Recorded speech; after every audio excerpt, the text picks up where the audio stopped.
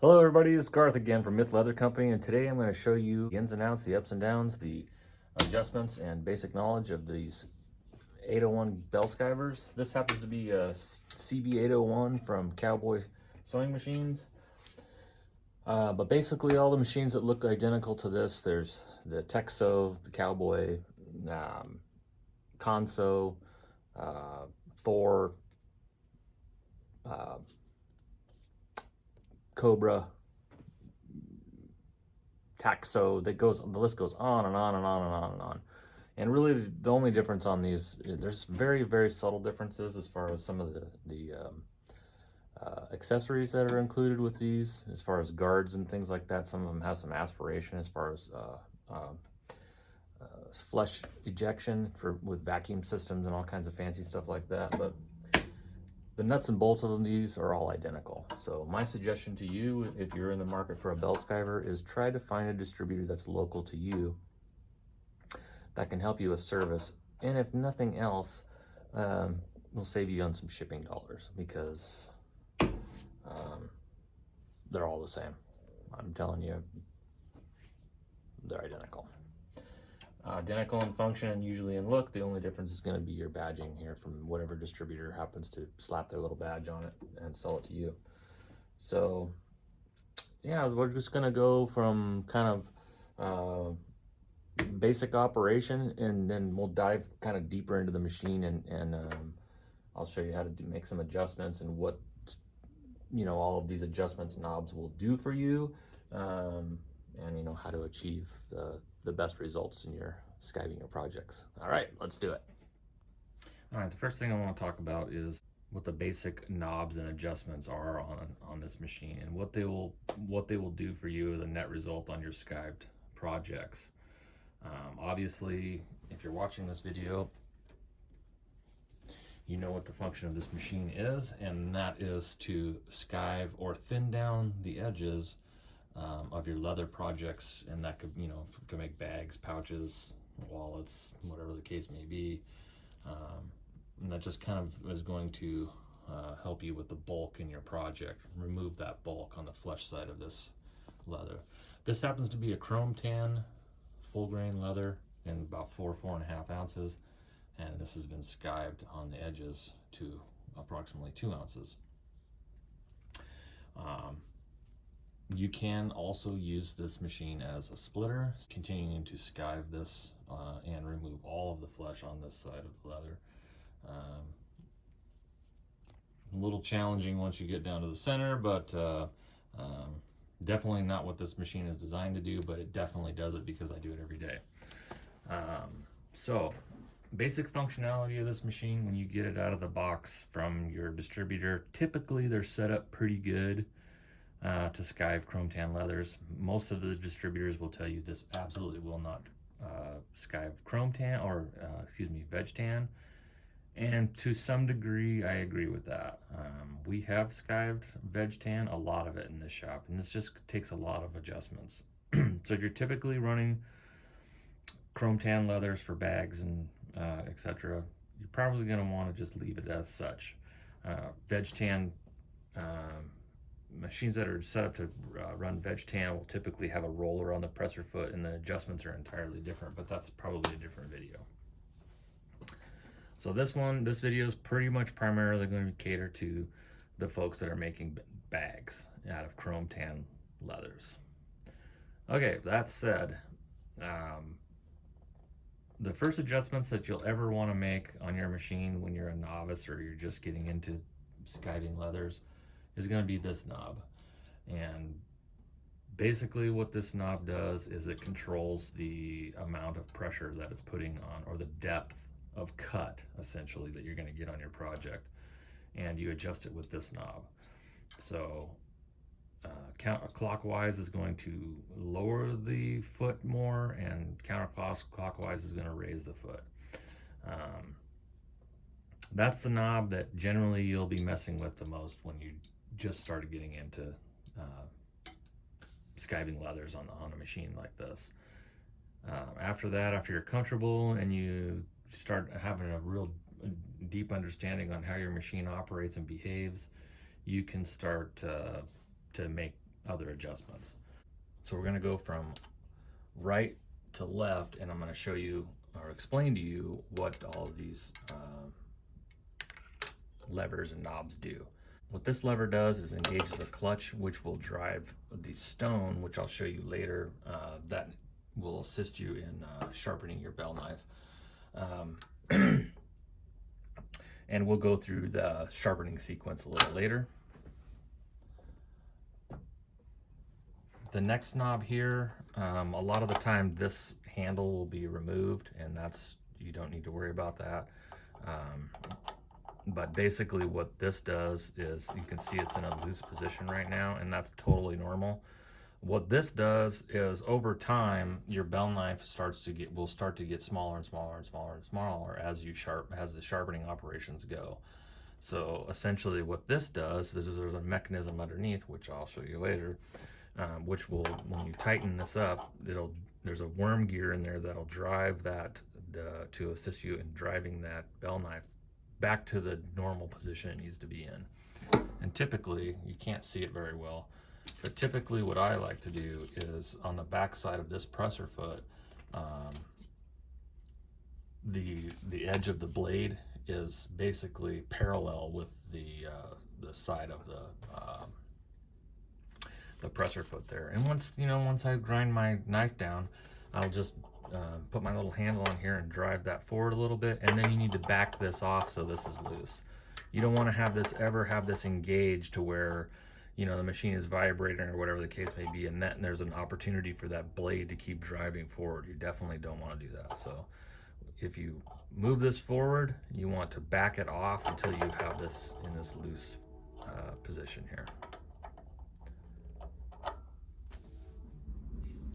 I apologize for the train noise in the background, but we have a lot of trains that go by our studio, and there's not much I can do about it, so we're just gonna live with it. Okay, moving on. This knob right here, this is what controls the position of the sharpening stone. There's a blue stone in the back that will, once you engage the lever, and then your sharpening stone in the back will start to spin. And then to advance that stone towards your bell knife, this is the knob that you use to engage it.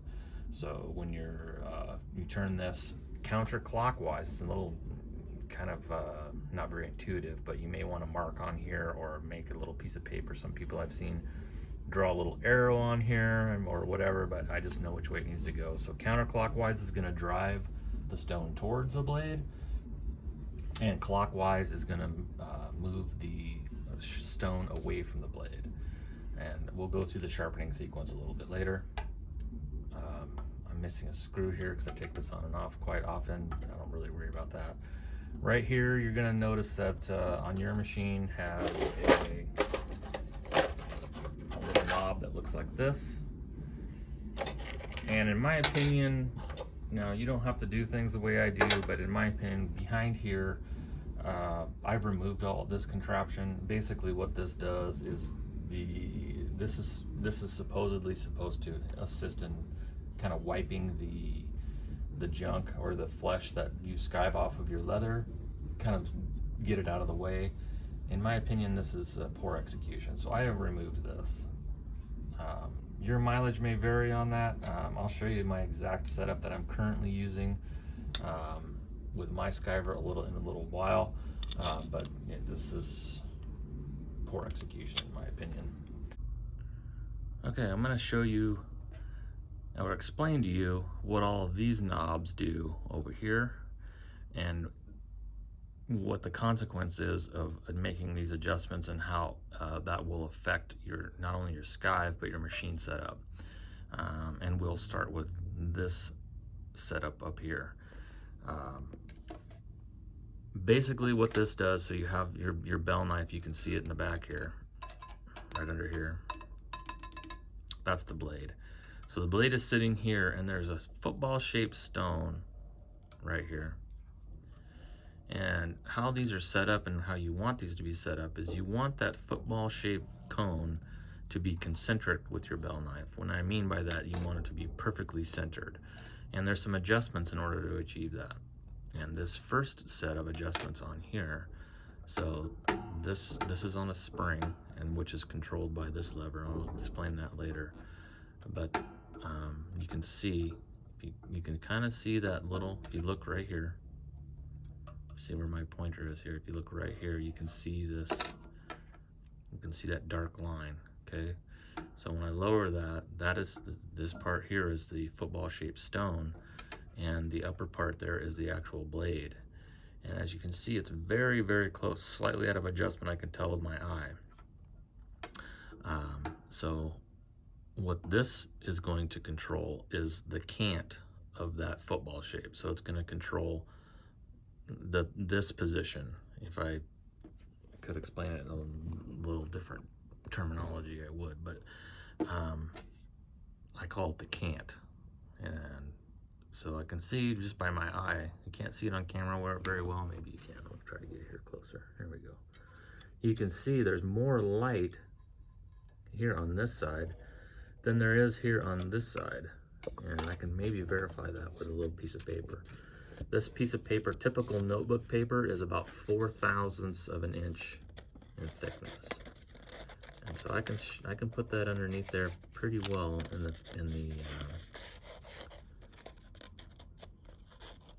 front part of this.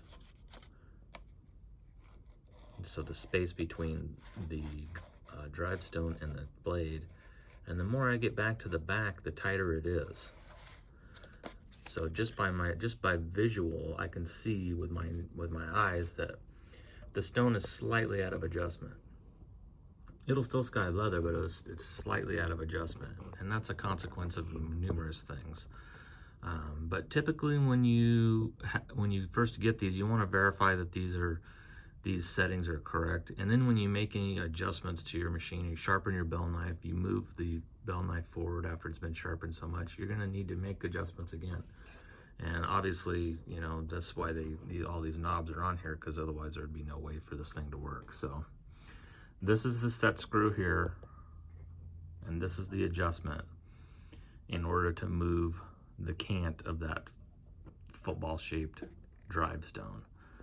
So what I'm going to do is loosen this up, and I'm going to show you by moving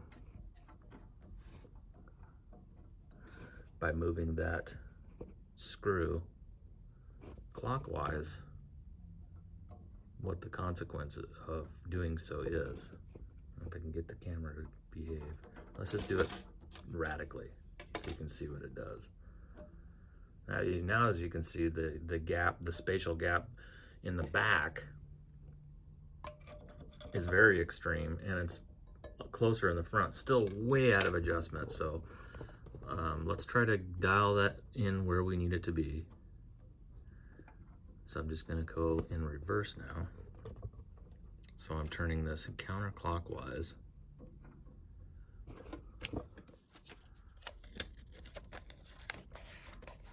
And that's pretty much what you want to have. You want to have about a piece of paper's thickness of space underneath the space between your bell knife and your drive stone.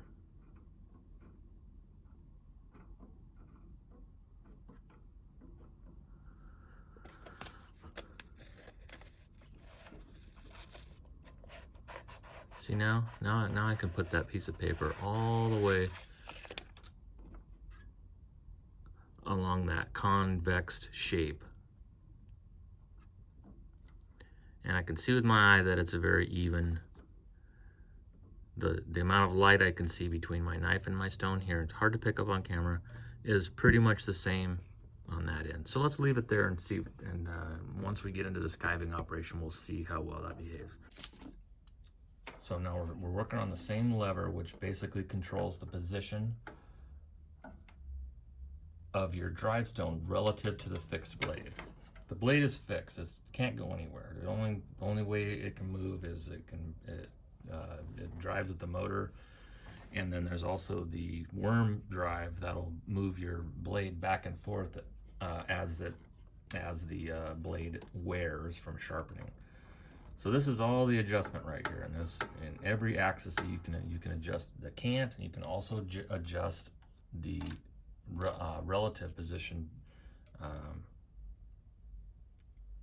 kind of centroid to the Bell knife itself, and that's what this knob is for.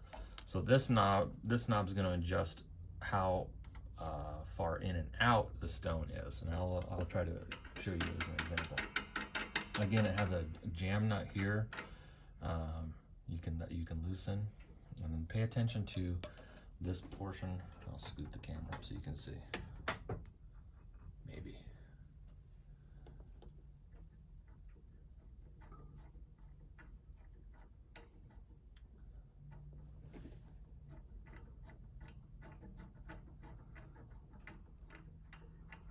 So this knob is going to adjust the gap that's in between your bell knife. So both of these knobs, in the front and the back, are going to work in conjunction, work together. Both of these adjustments are going to work together to put your stone in the exact spot that you want. Depending on the thickness of leather, there's a lot of different variables, but typically for chrome tan leathers, you're going to want to keep this space about 3 to 4 thousandths of an inch thick, and then that's going to vary based on your temper. But for typical bag leathers, 3 to 4 thousandths of gap there is what you want. You don't want it touching. You don't want to ever touch your stone to the bell knife, or you're going to dull it. So let me check this one more time now that I've totally thrown this out of adjustment. Like that, so I'm gonna lock this down for now, and then we'll carry on. This right here, this little there's a little spring-loaded attachment. Basically, this puts this under tension. Typically, I'll run, there's several notches on here, but typically I'll run this on the second notch and just leave it there.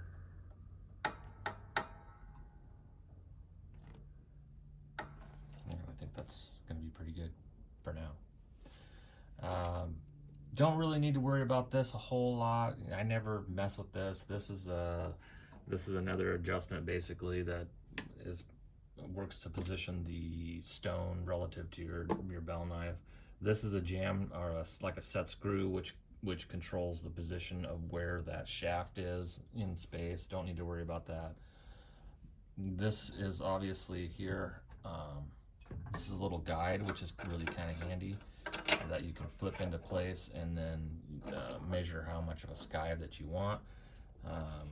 Typically, I'll keep one of these kind of gizmos here on my skiver and sewing machines, for that matter, to quickly figure out where I want my skive to be. Most of the time, I'm using 5/8, which nets me like a 1/2 inch skive, perfect 1/2 inch skive. And then you can flip it out of the way if you want to. Currently, this is set up with a 30mm presser foot, but with your machine, you'll probably get several different ones, maybe even a bag full, depending on your distributor. But I also have this 50mm one. I never use this. I always just use the 30mm. There's also a bunch of adjustments for the presser foot as well.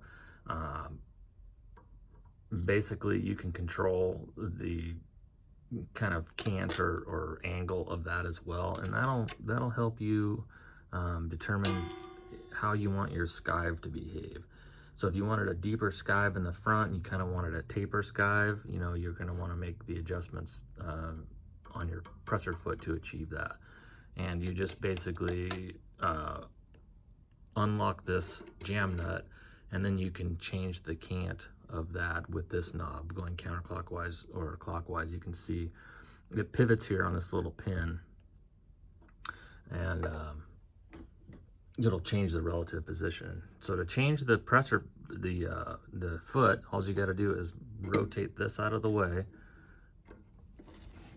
There's a nut on the back side here that you undo. Flip this out of the way, and then this will pull right off. Put the pin in your other foot. See, it has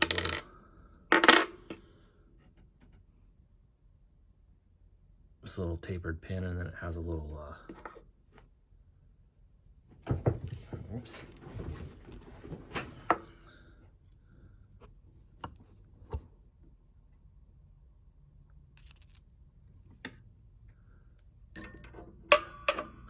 get a different angle for you.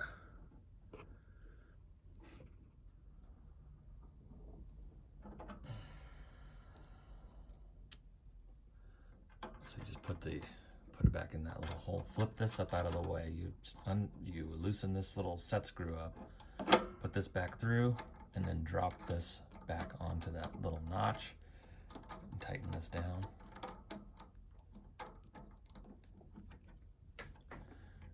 And then this is a little spring that holds it taut to the set screw. And then you just tighten your jam nut back up, and then, you know, now you're basically ready to go again. And you can make infinite adjustments with this machine. This machine, you can make infinite adjustments. And it's really necessary because, you know, there's just a lot of tolerances and things you need to account for when they're, you know, making these machines. And the components honestly are not precision machined. This is all done by sand casting. Not a lot of post-processing machining goes. I've made a lot of modifications to this machine to make it work for me. For example, for the longest time, my sharpening stone would kind of feel like it was skipping. It was not, it wasn't sharpening.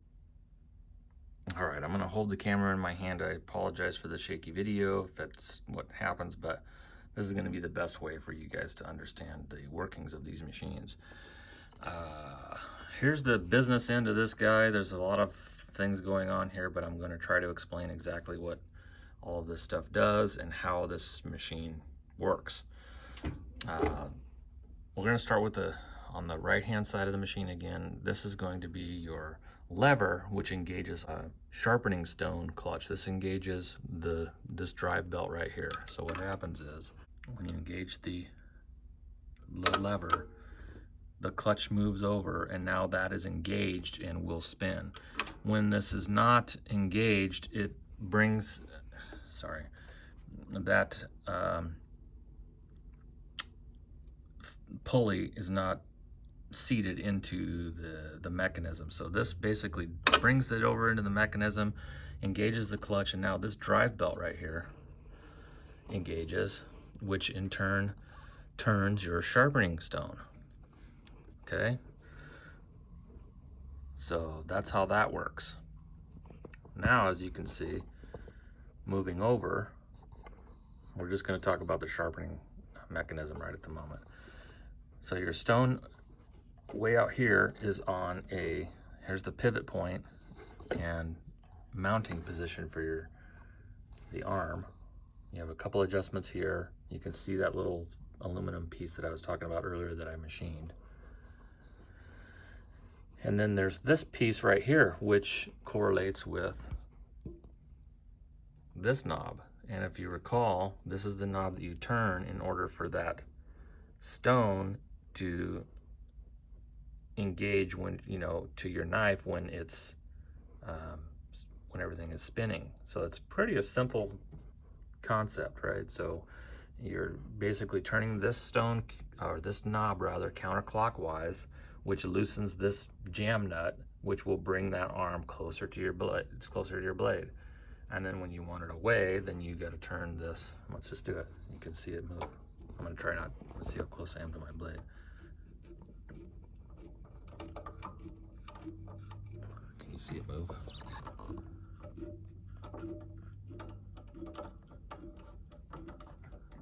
Probably not, because it's a mile away. Let me see if I can turn it the other direction. Now we're going to go bringing it closer to the blade. You see how close it is now? I always keep it right about there. It doesn't have to be that far away. Okay, so that's how that works. Now you can see from this kind of crazy contraption, this is kind of a worm drive setup here. And what that does, this knob, see, it's totally loose and disengaged. That's the way I keep mine. That's the way you want to keep it. And what that does is that once this knife starts wear down, because once you continually sharpen this Bell knife, it'll eventually get smaller and smaller and smaller and smaller. Then you need to replace it. That'll probably take forever. But It does get to the point where at some point in time you need to advance this forward, and that's how this is done. So basically you just turn this clockwise, and we'll see if we can get it to move a little bit. Basically the best way to look at that is right here.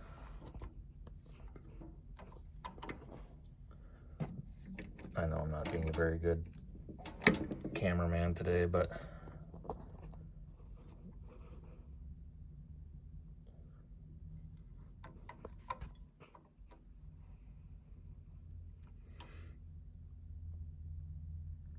okay, so now you can see that this is tight. Really hard to pick up on camera, but as you can see, that blade is pretty much, the edge of the blade is pretty much parallel to the edge of the back side of that presser foot there, and that's where you want to keep it. And then once you start to get a little spatial gap in there, that's when you're going to want to start making some adjustments. You're going to want to advance your blade forward. But make sure you don't keep any tension on this. This wants to be, and then you're going to, once you make your adjustment, you want to back it off so that's loose. And you can take this handle off. I just leave mine on, but whatever. As you can see, I've made some really archaic kind of modifications to this to assist in the extraction of the flesh. Whoever set this table up did a very poor job. This used to be right up here. This square ended right up here, and a lot of stuff would get stuck underneath there, and the extraction was a nightmare. Just increased my process. I don't know, tenfold probably, just to make sure that all the junk was out of the machine. So that's what that's for. Pretty ingenious little setup though, actually. But as you can see, you know, these castings are really rough, and really, in my opinion, kind of crappy quality, but it is what it is. They work, and it does a fine job skiving the leather. And you know, I'd buy one again, because without it I wouldn't be able to make the projects that I do. But someday I will own a German or Japanese machine, because they're far and away fantastic. So let me put my belts back on, and then we will see if we can get the machine kind of set up, and I'll show you some skiving, and then we'll go through the blade sharpening sequence, and then pretty much wrap this video up. Okay, so now we're going to bring you into the sharpening sequence, and honestly, you're going to want to sharpen your bell knife fairly frequently. Honestly, I do mine probably once, maybe even twice, 3 times a project, depending on how much I'm skiving. The blade gets dull fairly quickly. You'll be able to feel that once the knife starts to get dull. It'll kind of feel like it's dragging rather than it's real just butter smooth. And this knife right now is to the point where it definitely needs to be sharpened, and I'm going to run you through that sequence really quickly. You may see some other videos on the internet about how long you're supposed to run the blade for minutes and minutes and minutes and minutes, and constantly sparking and letting the sparks go away, and you'll see how that works in a moment. I totally disagree. The last thing you want to do is heat up this knife, this blade. I don't think you need to be running it for minutes on end. That's entirely my opinion. You can do it however you want to do it, but that's my reasoning, and that's the way I run. And I've skived probably miles of leather with great success, and I have had no problems, so that's the way I do it. So take my advice with a grain of salt. Okay?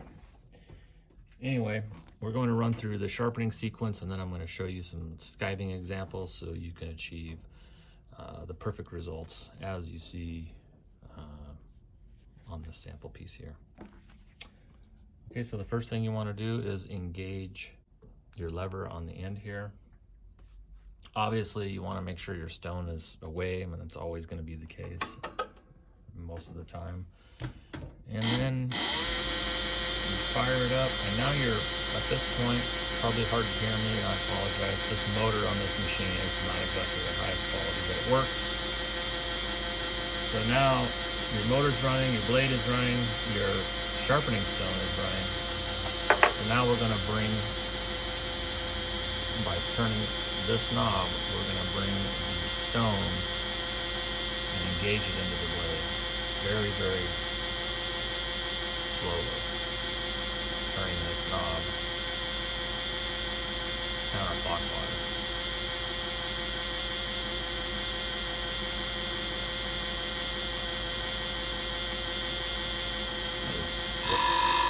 Goes way out there. I usually don't adjust it that far out, but I was trying to show you an example. Now, as you can see, the stone is engaged in the blade, in the bell knife. I'm just going to engage it a little bit more, and you can see the sparks are flying over here, so you know you're engaged in the bell knife.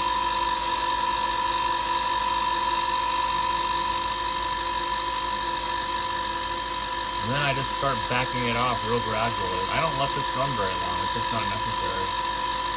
You just want to take that very dull edge off the bell knife, and then back this off. You don't need to run it for hours and hours unless you have chips or dings or something like that in there. It's just not necessary. Disengage your stone, and then you're in good shape. Now what you can do, maybe we will do it. Nah, we won't do it. And just to kind of keep this video a little shorter. What you can do is you can take a Sharpie marker, run your blade and touch your Sharpie marker on the edge of this, and that'll make your that shiny part of the blade there, as you can see on the leading edge of that blade, is very shiny and sharp. You can darken that up with some Sharpie marker, and then engage your stone, and then once the line has disappeared, you know you're good to go. But after a while, you'll just get the feel of it.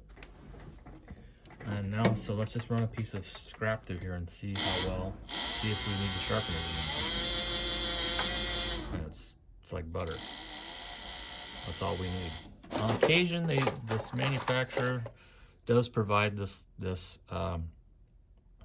grinding oil stone, they call it. I think it's a translational problem, but basically what this is going to do, this is a deburring apparatus, and what you'll want to do while the knife is being sharpened, just take this onto the inside in here on the underside and the cup. So imagine, I'm not going to put my hand down there, but imagine this is your bell knife, is just touch this to the edge, and basically what that's going to do is remove that little burr that sometimes gets created as a consequence of sharpening the blade. It kind of rolls over a little burr to the inside, and this will remove it. Turn my machine off here. I can run my thumb on there and I don't feel a burr, so I don't mess with it. One other thing to note is that this machine will come with a little dressing wheel. I don't see mine right up.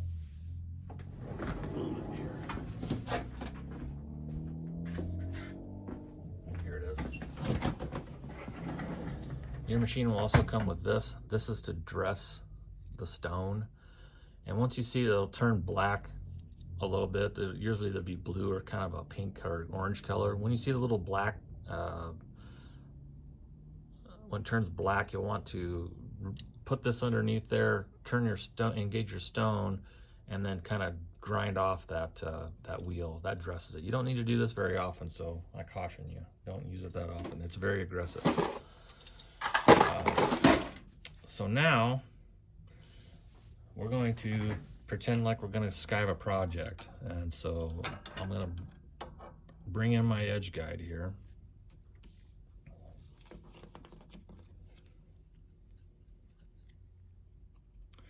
Matter of fact, let's throw this way out of adjustment. We're going to throw this way out of adjustment here, and we're going to adjust it in. I'll show you how to do it. So I'm on about a 1/2 inch skive, so I put my little 5/8 on there, and let's just see. So we're going to start out this leather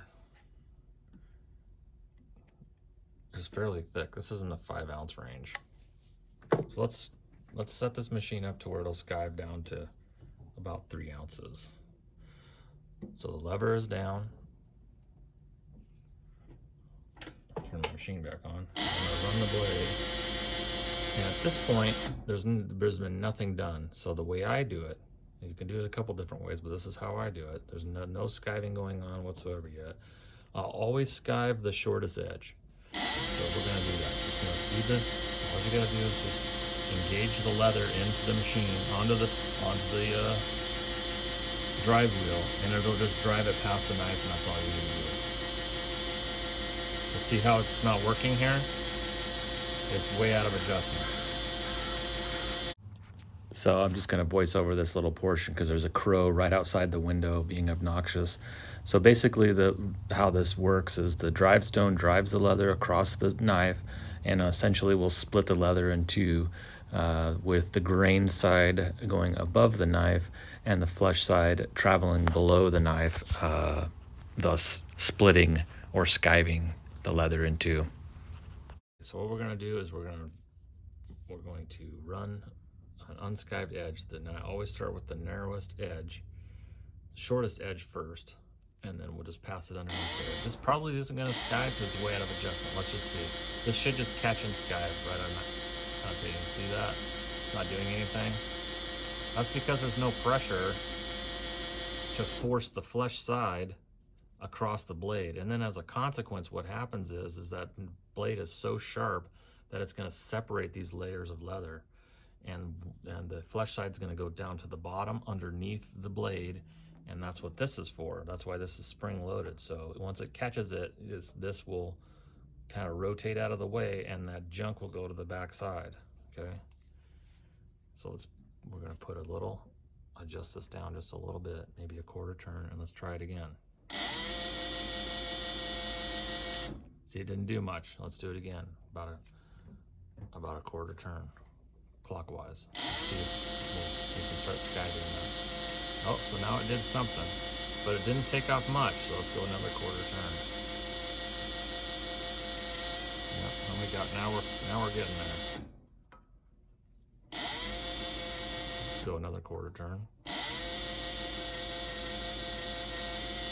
Now we're starting to skive.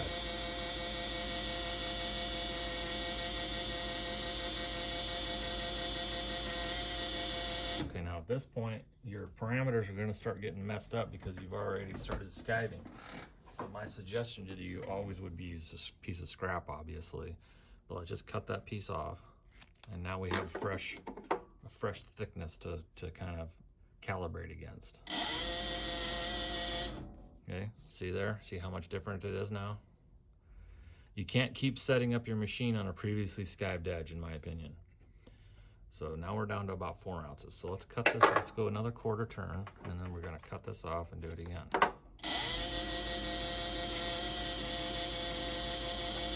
Didn't do much. A quarter ounce. So let's go another quarter turn, cut this off.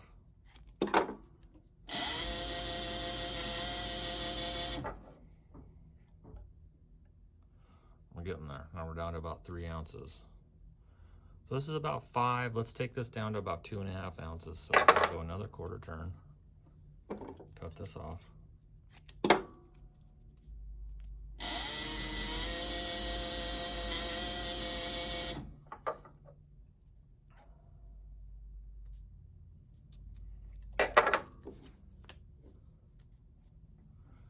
little bit more.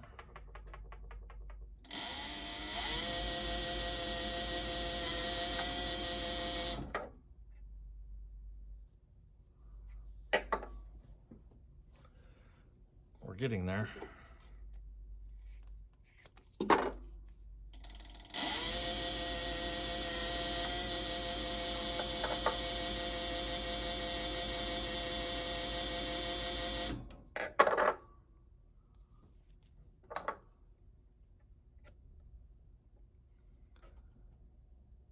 So we're just about 2.5 ounces, and I think that's where you want to be on this particular project.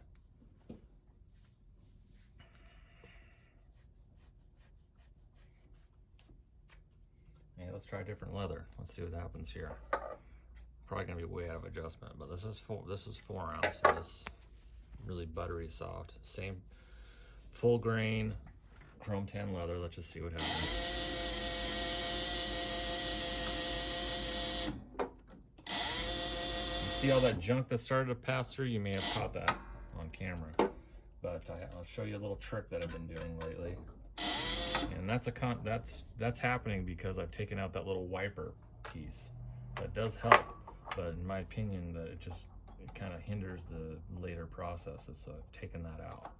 You have to be careful, because if you get a piece of that junk that gets caught back on this sticky wheel, brings it back up, you're going to ruin your project every time. I guarantee it. That's no fun.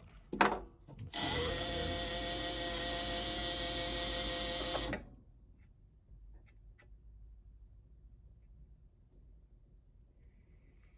So this one started out about 4 ounces, and now we're just over about 2.5 ounces on the skive.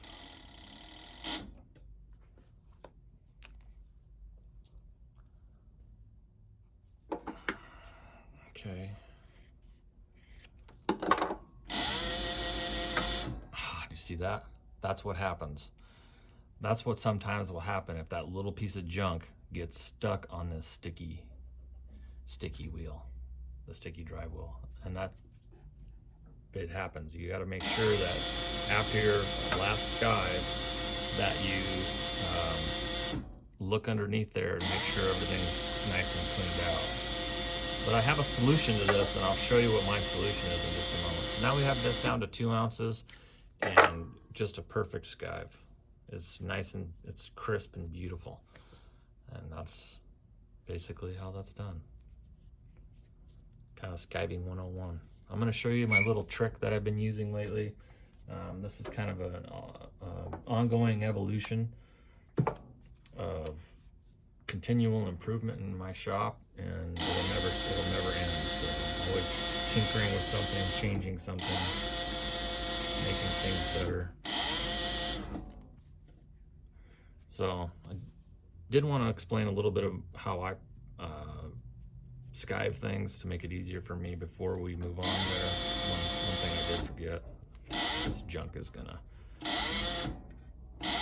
hinder our process.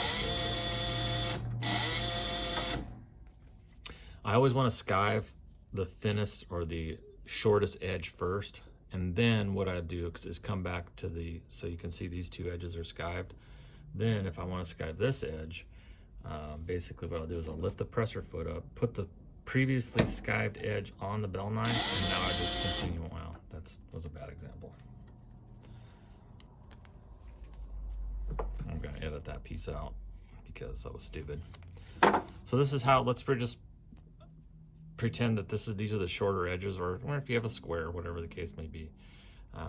Always going to do two edges and then come back and do the 2 opposite edges.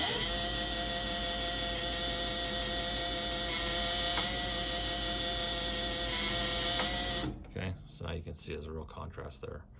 Easier to see this one. So those 2 edges are skived. And now, when I want to skive these other 2 edges, I'll bring the previously skived edge over the knife, right over the knife, drop my presser foot, and now I can continue on with that last skive there. Got that junk coming around. I'm going to show you how to eliminate that right now. This is a very simple hack with these things. Okay, so there you go. Just beautifully skived.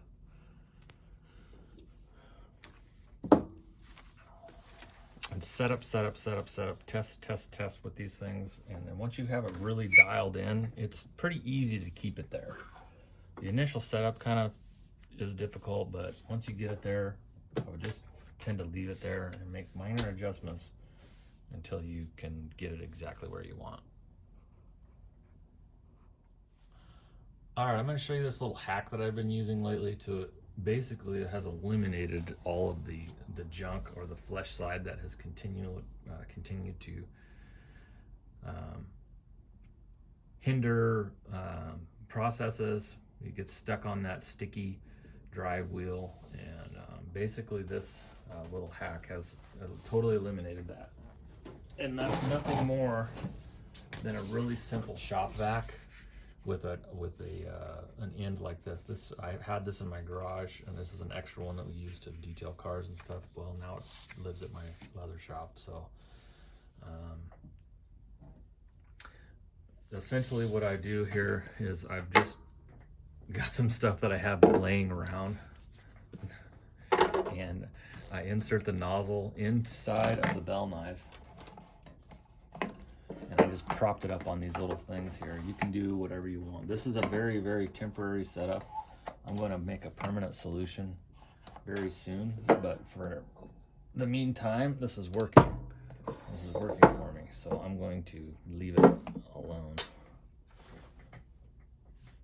So just got that nozzle inside of there. Okay, and it's just as simple as that. It's going to get a little loud, but you can hear it goes loud.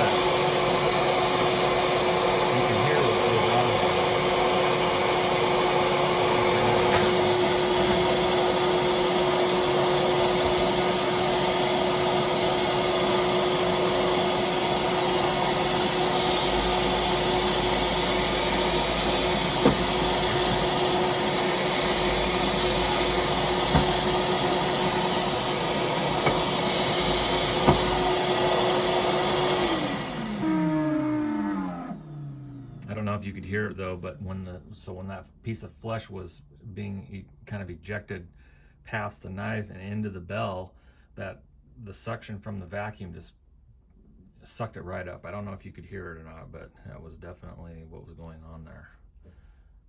So that little hack right there is kind of a lifesaver, and allows me to do this really fast, and I don't have to worry about anything. As long as I hear that piece being ejected there, we're good to go.